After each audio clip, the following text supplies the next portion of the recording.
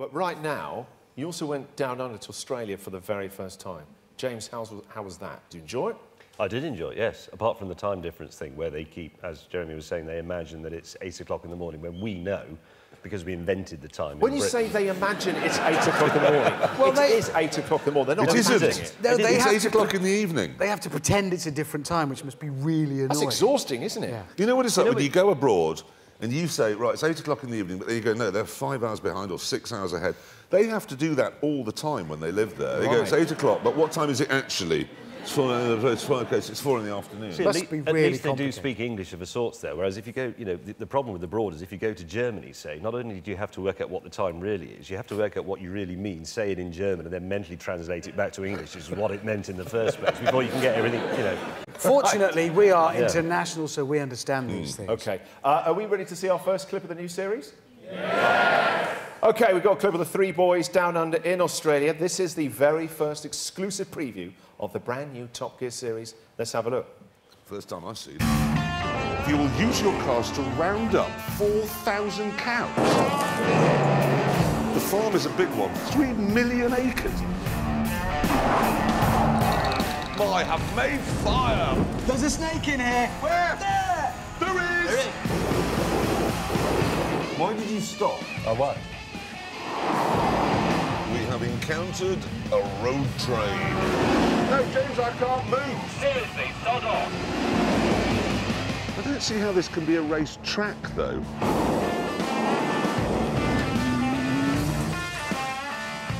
Evening. Evening. Cow! Yes, cows!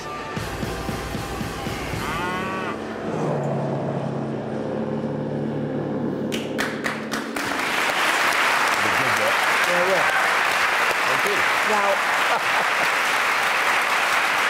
What's very funny, there are 3 scenes in that I edited out yesterday. They're gone. Yeah. Someone's getting fired. No, no, it's just you've seen something that you'll never see on television. Really? Yeah. What did you like about them? No, they're just 3 bits that aren't funny. So they're just a little... Now, the thing I took away from that is a couple of things. One, the cars you're driving. What are they? I've edited them out. no, Jeremy, they're still in. Yeah, they are. It doesn't work. So what are you driving then? What are the cars? A Bentley, a BMW and a Nissan. Don't say Datsun or I'll punch you. It's the first time we've ever done one of these films where we take 3 modern cars and yeah, then and drive... expensive ones. They're very expensive, cheaper. but we do that sometimes. We started with it in France 10 years ago, where we took a Ford, a Ferrari and a Zonda, and then we've done it in America, and now we're doing it in Australia. But for the first time ever, all 3 of us like all 3 of those cars. I still look at those 3 now. Even I was driving the BMW, which is a fabulous, fabulous car. And look at the Bentley, so's that. And the Nissan, you think, so's that. And I know you two think the same thing. It's a different place for it to be. So I said to Hammond now, which one would you choose? He'd still go, sure. I don't know. They're really good. And you're driving them in the outback. What's the deal with the cows? Well, we took the cars well out of their comfort zone. That was the main thing. And they need rounding up. I mean, the farm is, how big was it? I mean, 3.2 million acres. Million acre.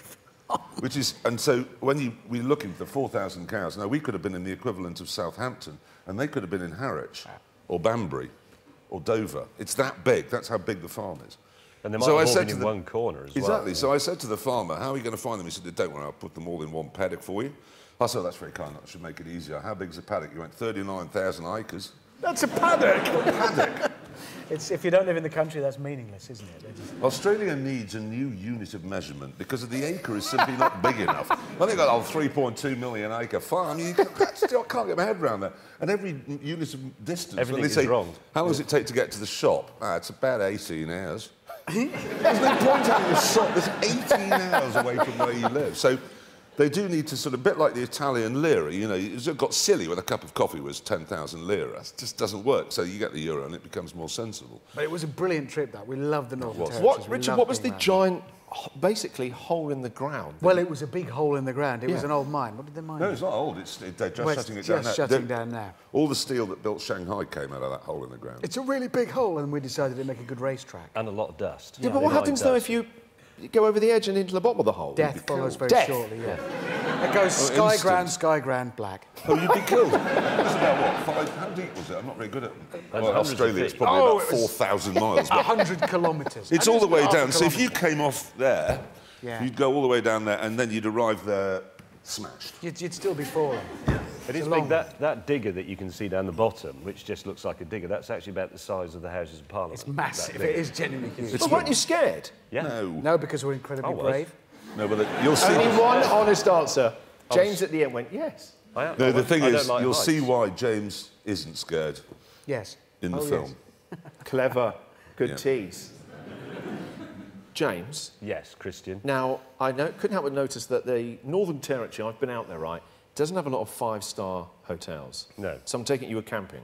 Yes. I don't want to give too much away again, as Richard Hammond would say, because I can't quite remember where we stayed, but I remember that it was... Why? What happened? Was it that traumatic? Well, it wasn't luxurious, no, but it wasn't terrible, was it? And how did you get on camping? I don't see you as a camper. We do it a lot. They love it. They love it. I can't stop them. He loves it. And it's not so bad in Australia, to be honest, because the temperature is hot, pleasant in the evening. You know, it drops down to about 130 degrees.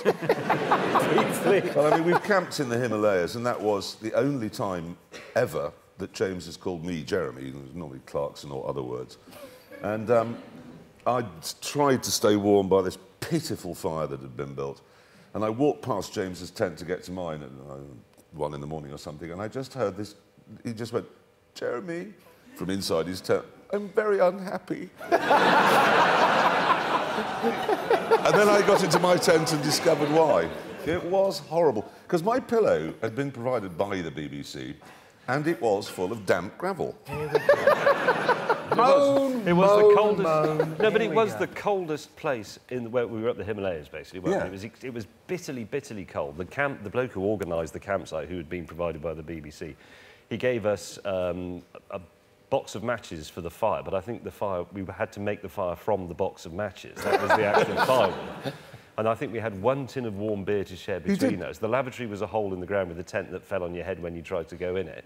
The tents were those things. Does anybody remember those tents you used to get if you collected 5 tops-off boxes of Weetabix back in the 1970s? The tents were that. Yeah, the pillows were full of gravel. The sleeping bag was like a crisp packet. Can you imagine travelling the world with these two? That's just constant. Well, I was just thinking... you with that like that. I want to eat fish. I want to eat snails. I never moaned when I slept like a baby that night. I had a brilliant night's sleep. But we said, have you got some beers?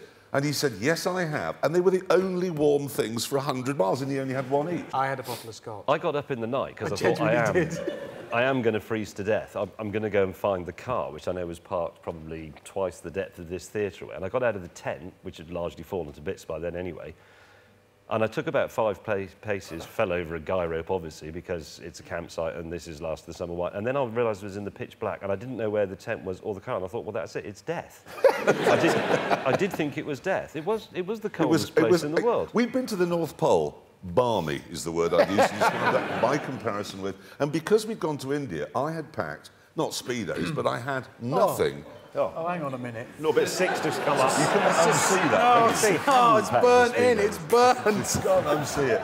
But I had no warm weather clothing at all. I had socks on my hands to try and stay away. It was hateful. So, but with Australian camping, apart from, well, the Australians tell you it's full of wild animals.